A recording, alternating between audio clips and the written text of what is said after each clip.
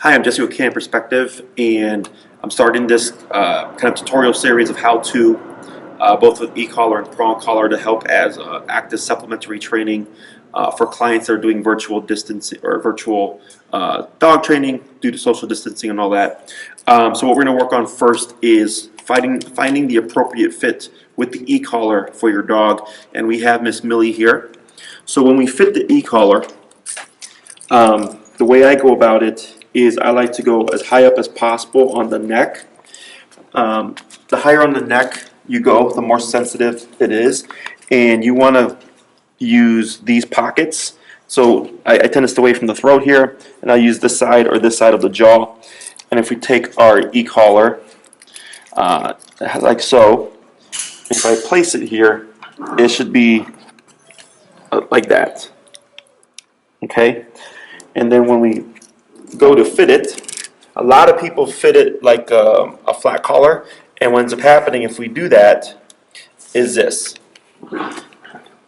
too loose and it swivels around the dog's neck. Okay, so if it's swiveling, it means it's too loose. You're not going to have good contact, and we have to attribute or account for the fact that she's got fur and that's going to act as a buffer. So go ahead and come on in closer again, Corey. So when I do this, yes, I know, Millie, it's the camera, is I go as snug as possible and then I loosen a notch.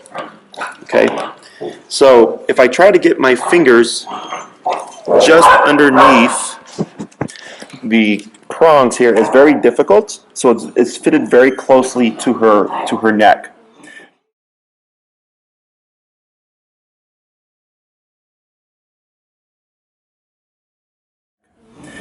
And then with the excess, in the beginning, what I like to do is just take the strap and feed it through, take the excess, feed it through again, and take the last bit and feed it through, and then make a little bow. The reason why I do this is in case you have to return the collar, exchange or anything, having a bowed like this makes it much easier. After a couple of weeks, if everything's working fine, then you can clip it. When you clip it, you want to do a couple of things. Go ahead and come back here. Is when you find the appropriate fit for your dog, what I like to do is take paint.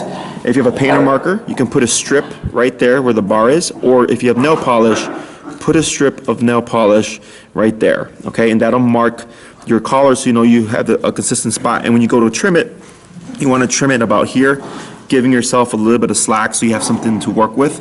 I've had clients accidentally clip it too short close to the bar, and then it's real hard to put on the dog.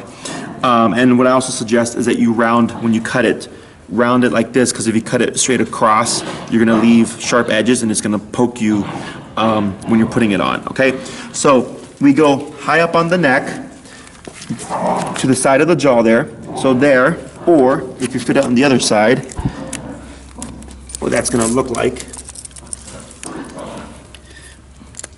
is this. So same thing, just behind the jaw, just behind the ears, to the side, like that. Okay, we want higher up because, of course, more sensitive, so we can get across with more power, with less power.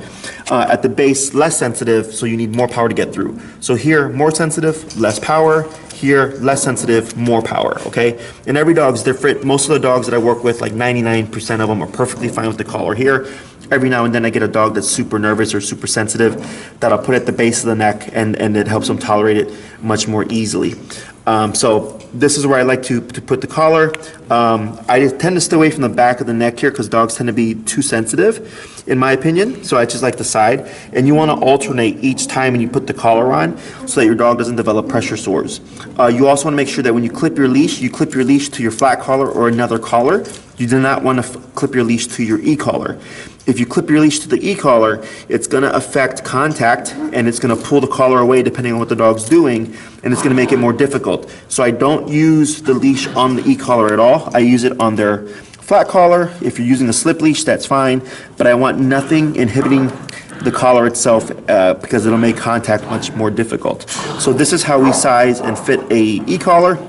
It's very simple, and I'm Jesse with Can Perspective. Thank you for watching.